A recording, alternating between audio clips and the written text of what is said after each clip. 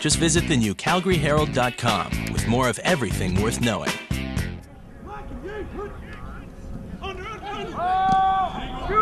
I thought there was a greater sense of hunger about this team coming into training camp this year. I had a lot of guys tell me that they'd ramped up their training programs well in advance of what they'd done in the past, and I think the factor there is the fact that they had such a disappointing outcome to the 2009 season. Yeah, they had excuses, Kenyon Rambo, Ryan Thelwa, lots of injuries, etc., but you know, at the end of the day, they were disappointed that they did not get the job done, that they did not compete on their home field in the Grey Cup. So I got the sense that this team was hungrier coming into training camp, and you know what, you look at the two exhibition games that they played, they were outstanding games from a Stampeder perspective. So I think it's a hungrier team than it was this time last year. Focusing on tonight, Jim Barker and Jermaine Copeland, a couple familiar names coming with the Toronto Argonauts. Yeah, absolutely. I mean, Calgary hosting Toronto games in the past has been a tough sell, but this one has so much intrigue with it. Season opener Canada Day, and like you say, Jim Barker, Jermaine Copeland back in town, and yeah, it's going to be interesting to see how these two teams interact, because obviously Jim and Jermaine will know a lot about how Calgary does business, and the Stampeders know a little bit about Jim Barker. They obviously know a lot about Jermaine Copeland, and I think Toronto is the bigger mystery factor here, just based on the fact that they have a new quarterback in Cleo Lemon, and they're rebuilding after just a god-awful 2009 season. On the Stampeders side, who should we be looking out for?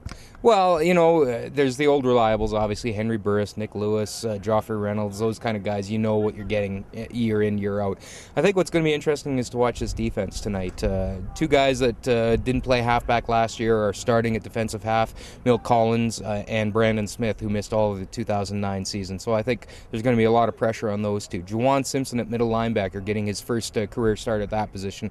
I think that'll be interesting to see how that plays out, because there's a guy with all sorts of athleticism but hasn't been able to stick in a starting job, and maybe they found a spot for him now. Those would be the guys that I'm kind of interested in watching, and again, you know, there was much criticism of this front seven in terms of their inability to stop the run last year, and I know that's a priority this year, so we'll see how that kind of plays out.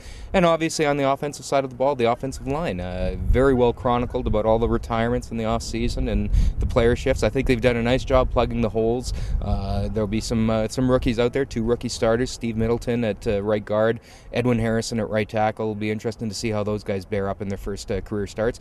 And the kicker, Rob Maver, fifth overall draft choice last May, and his first career start as well tonight. So a lot of pressure on his shoulders as well. A lot of pressure, but a lot of questions. The kicking game was one of those things in most recent history that we could depend on.